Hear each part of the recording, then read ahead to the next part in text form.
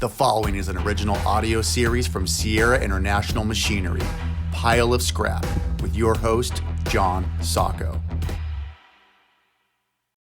Welcome to a solo podcast, A Pile of Scrap. I'm John Sacco, and I'm coming to you live, well, it won't be live when you see this podcast, but I'm here in my house, and a thought just occurred to me, and I felt like I really wanted to talk about this. It's the power that we all have in this industry, in the recycling industry.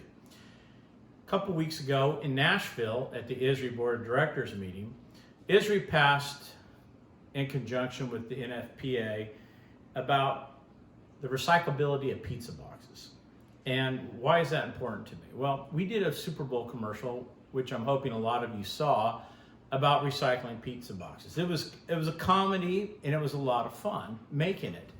And what happened is it's bringing attention to these pizza companies that the pizza box that they deliver to you, from the Domino's to Papa John's, Little Caesars, Pizza Hut, that box is actually recyclable. Clean out the plastic, the grease paper, and in a grease liner, get rid of the food content, and actually you have a product that can be recycled.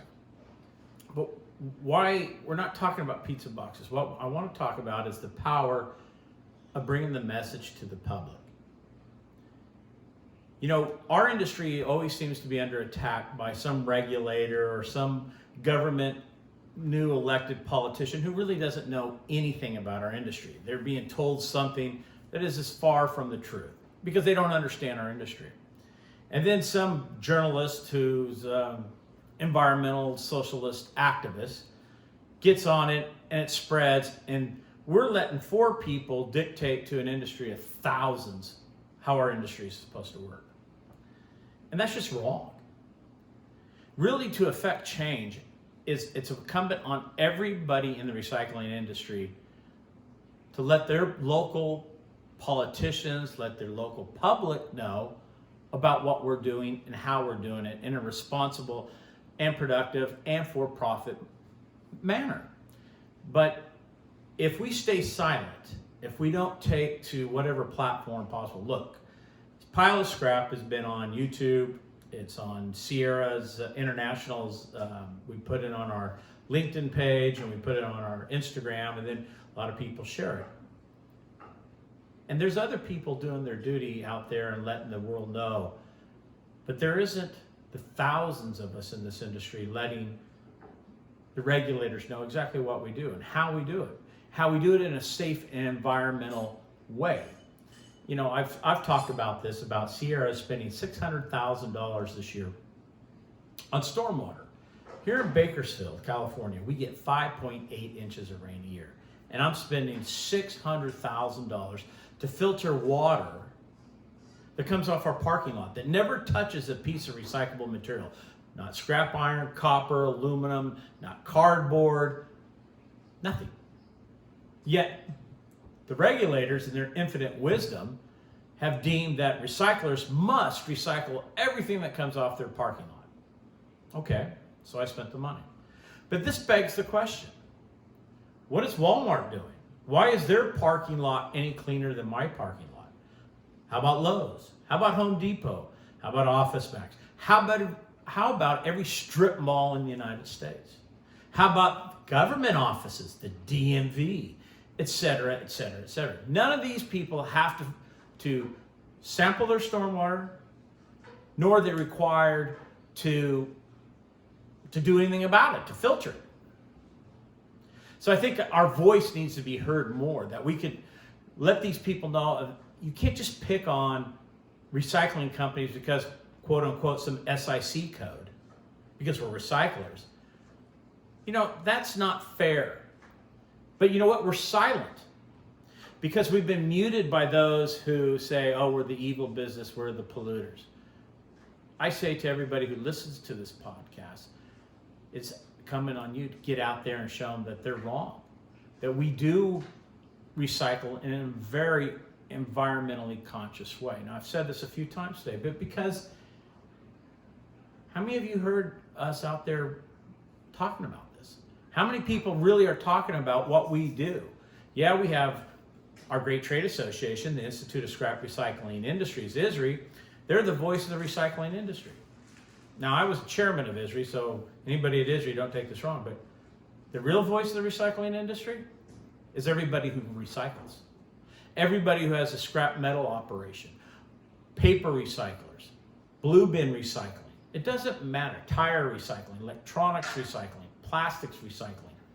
Anybody who does a recycling function, we need to be out there communicating to the public what we do and how we do it and why we do it. Think about a steel mill without us scrap metal recyclers. You know, electric arc furnaces require scrap metal to be run. So we're an integral part of the U.S. manufacturing base. Without new steel, we don't have a lot of new cars, and we sure don't have a lot of bridges and a lot of roads. Well, one day maybe somebody in Washington will come together, and parties will come together and say, hey, we do need new roads and we need new bridges, but that's another discussion. I don't want to get into the politics of anything, but without steel, copper, aluminum, stainless steel infrastructure isn't going to happen. And paper, I love the paper recycling industry, because if you think about all the things that are made from recycled fibers, from paper, it's enormous. From tissues that you get at drive-ins to packaging. The content that is packaging, if we select packaging that is made from recycled fibers, we're doing the environment a favor.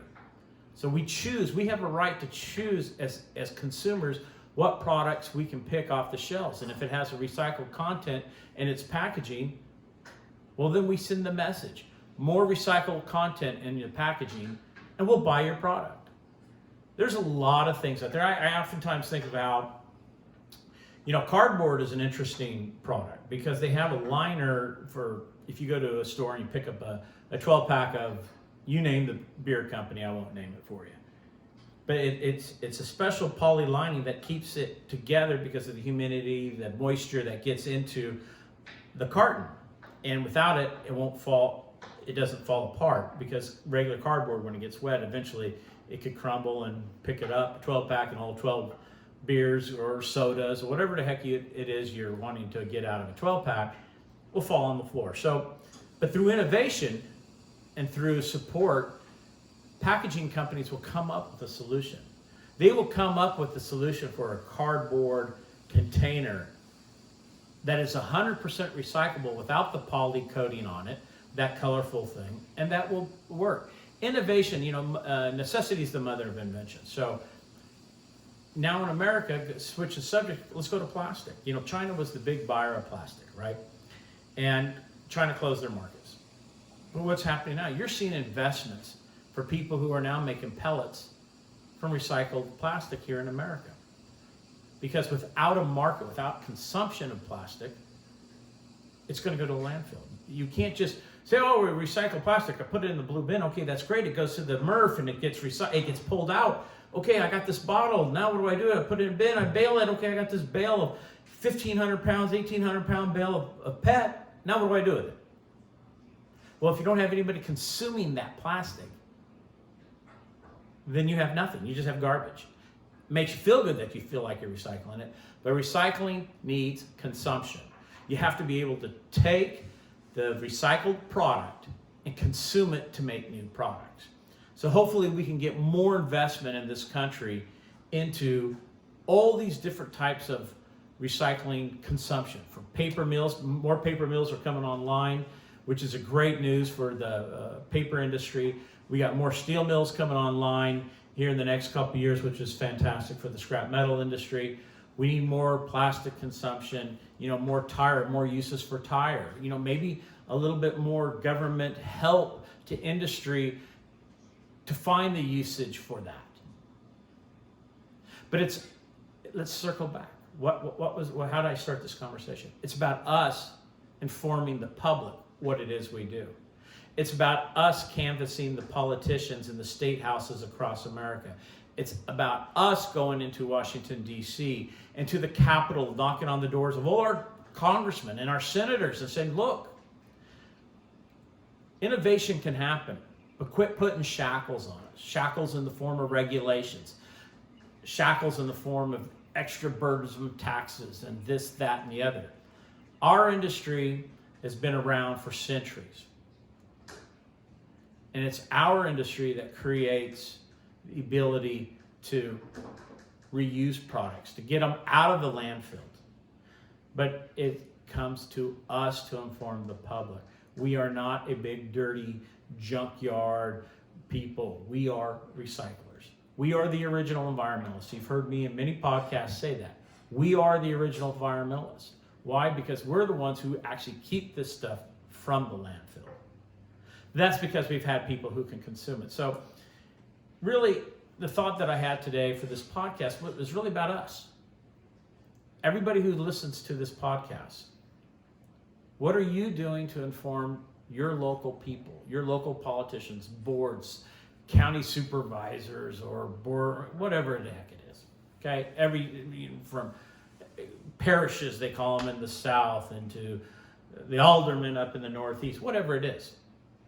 It's about us getting our message out. Don't let somebody who doesn't recycle control our message. We must control the message of what we do. And so I'm hoping that when you listen to this, you will understand where I'm getting at. You know, everybody's on social media. Everybody has their LinkedIn, and everybody has Facebook, and everybody has their Instagram.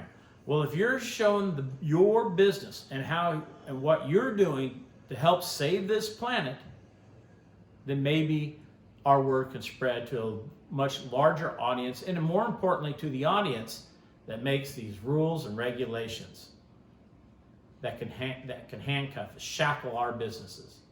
So get out there and let everybody know. Get out there and let everybody know the job we are doing as recyclers to help this environment in this great country of ours. And for that matter, I have friends in Canada who are listening to this podcast, and in Mexico, and in South America, all over the world. Let's get the message out. Let us, the recyclers, control the message of recycling. So that is it. This is my short podcast of a new episode of Pile of Scrap. This has been a Sierra International Machinery original audio series. Thanks for listening. Please share this podcast and make sure to subscribe.